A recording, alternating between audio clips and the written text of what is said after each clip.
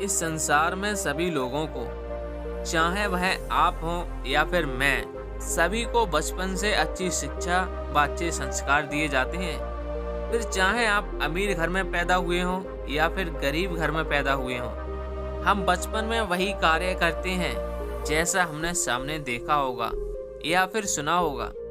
जैसा व्यवहार हम सीखते हैं वैसा ही व्यवहार हम करते भी हैं। एक छोटा बच्चा जब जन्म लेता है तो वह किसी भी तरह का व्यवहार नहीं करता है। जैसे ही वह चलने लगता है, बोलने लगता है, अपने परिवार में जो देखता है वैसा ही वह करने लगता है।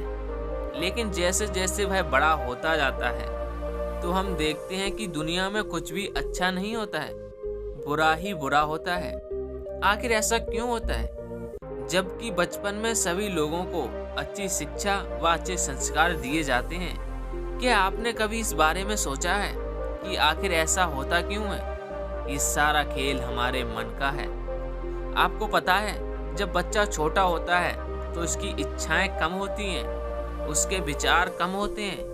लेकिन जैसे जैसे वह बच्चा बड़ा होता जाता है तो उसकी इच्छाएं भी बढ़ जाती हैं, तो वह फिर अपनी इच्छाओं की पूर्ति करने लग जाता है। उसको पता भी नहीं रहता है कि उसके मन में जो इच्छा जागृत हुई है अच्छी है या फिर बुरी है। महात्मा बुद्ध कहते हैं कि मन ही हमारी सारी प्रवृत्तियों का प्रधान है। यानी जो भी कार्य हम करते हैं वो हम अपनी मन की वजह से ही करते हैं। मन के अंदर ही इच्छाओं का जन्म होता है। आपने सुना ही होगा, यह सभी कहते हैं कि भगवान की मर्जी के बिना पेड़ का पत्ता भी नहीं हिलता। लेकिन मैं यह कहता हूँ कि आप अपनी मर्जी के बिना, अपने मन के बिना कुछ भी नहीं कर सकते। और यह जो सारा खेल होता है वह मन का ही होता है। यह हमसे अच्छे कार्य भी करवाता है तो बुरे कार्य भी करवाता है। इसमें हमें खुशी का एहसास भी होता है। मन हमें भ्रम में भी डाल देता है। मन हमें दुखों का आभास भी कराता है और वही दुख के समय हमें लालच भी देता है। मन कहता है कि तुम इस रास्ते पे चलो, तुम्हारा दुख दूर हो जाएगा। फिर चाहे वह रास्ता सही हो या फिर गलत हो, लेकिन मन इसे समझ नहीं पाता। हमारा मन तो सुख की प्राप्ति करना चाहता है। वह तो बस यह चाहता है कि दुख कैसे दूर हो। फिर अधिकतर लोग अपने मन की सुनते हैं और अपने मन के हिसाब से चलते हैं। जो उनका मन कहता है वो वही करते हैं। इसकी वजह से वह कई बार गलत रास्ते पर भी चले जाते हैं। अब आप यह सोच रहे होंगे कि आखिर मन हमारे साथ ऐसा क्यों करता है, जो इस तरह का खेल हमारे साथ खेलता है। तो आइए इसे समझते हैं हम एक छोटी सी कहानी से।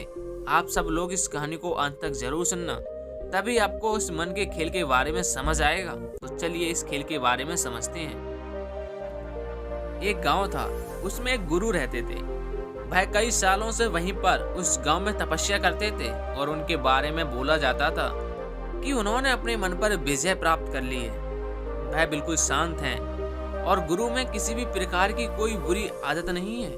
उस गांव के सभी लोग उनका बहुत आदर करते हैं और उन गुरु का प्रवचन सुनने के लिए हमेशा लोगों की भीड़ लगी रहती थी। लेकिन फिर एक दिन उस गांव में एक बहुत बड़े महान गुरु आए। वह महान गुरु लोगों को प्रवचन देने लगे। उनके प्रवचन सुनकर लोग इकट्ठे होने लगे और फिर धीरे धीरे समय बीतने लगा और सभी लोग महान गुरु की तरफ आकर्षित होने लगे। सभी लोग उनका प्रवचन सुनने के लिए आने लगे और अब गुरु के पास कुछ ही लोग आते थे और सारे लोग महान गुरु के पास चले जाते थे। वह लोग जो गुरु के पास आते थे वह गुरु से कहते थे कि हे गुरुदेव, हम तो आपके भक्त हैं। और वह महान गुरु महाढोंगी है। वह डोंगी तो वहाँ झूठा भी है।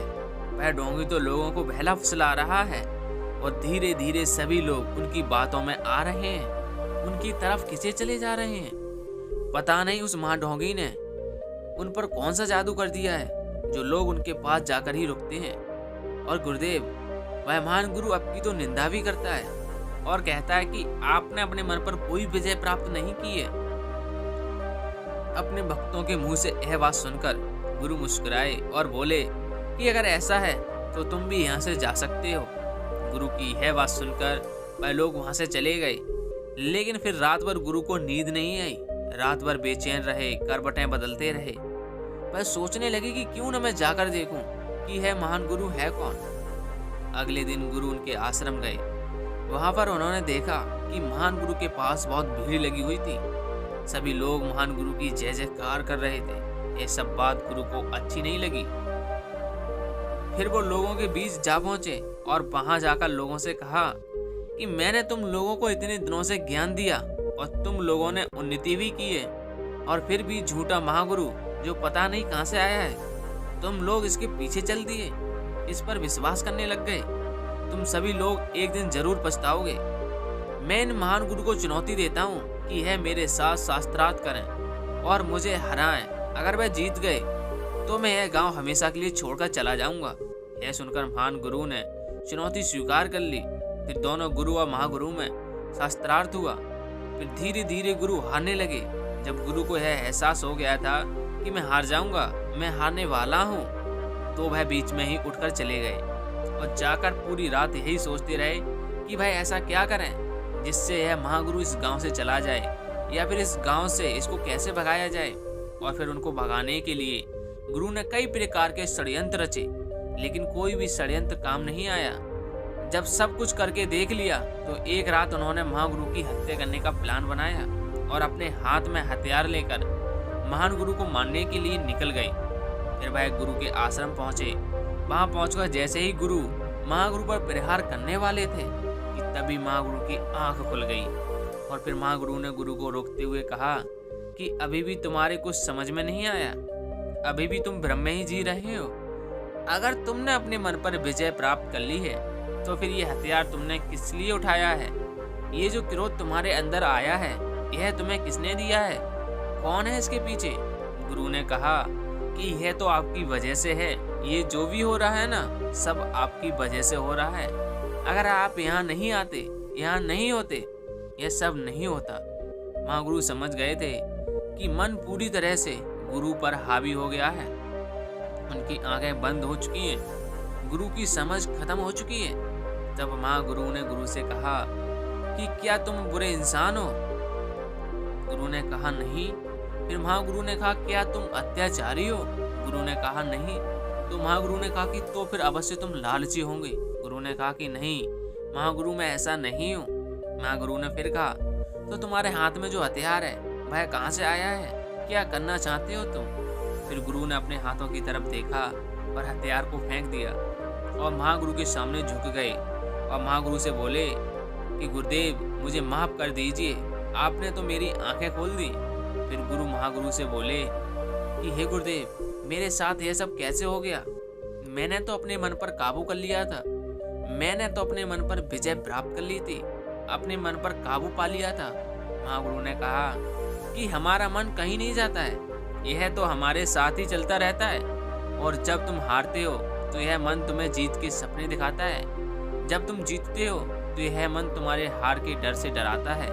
यह तुम्हें सफलता के लिए प्रेरित भी करता है और तुम्हें असफलता के डर से डराता भी है और तुमसे गलत कार्य भी करवाता है। और जब तुम मन को काबू करना चाहते हो तो यह मन तुम्हें भ्रम में रखता है कि तुमने अपने मन को काबू में कर लिया है। समय आने पर यह मन तुम्हें ही काबू कर लेता है। गुरु ने कहा पर महागुरु, यह मन हमारे साथ ऐसा खेल क्यों खेलता है?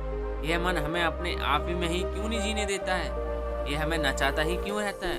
फिर महागुरु ने कहा कि मन तो दो धारी तलवार है, अगर आपको चलाना नहीं आता है तो तुम इससे अपने आप को भी घायल कर सकते हो। देखो, तुम हो तो तुम्हारा मन है, और अगर तुम नहीं हो तो तुम्हारा मन भी नहीं है। तुम्हारे अस्तित्व के लिए तुम्हारे मन का होना आवश्यक है। बिना मन के तो तुम कुछ भी नहीं कर सकते, तुम कुछ भी नहीं जान पाओगे, अज्ञान ही रह जाओगे। पर मन के साथ भी तुम कुछ नहीं कर पाओगे, अज्ञान ही रह जाओगे। लेकिन मन के द्वारा तुम बहुत कुछ जान सकते हो, ज्ञान प्राप्त कर सकते हो। गुरु ने कहा कि महागुरु, आपने मुझ अज्ञानी को वापस से ज्ञान का मार्ग बता दिया, मेरी आंखों को खोल दिया है।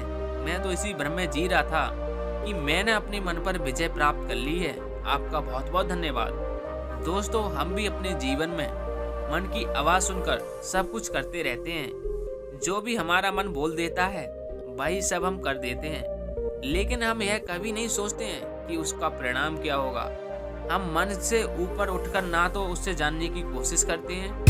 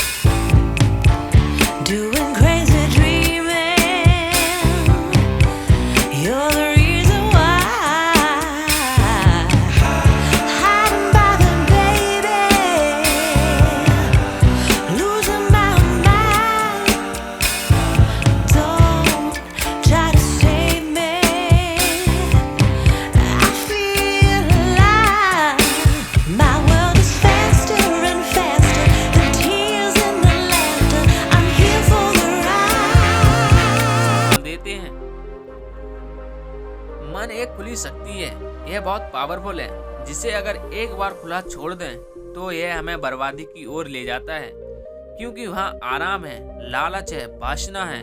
लेकिन अगर मन पर काबू कर लिया जाए तो यह आपको एक असीम ऊंचाई तक ले जाएगा, आपको एक सफल व्यक्ति बनाएगा।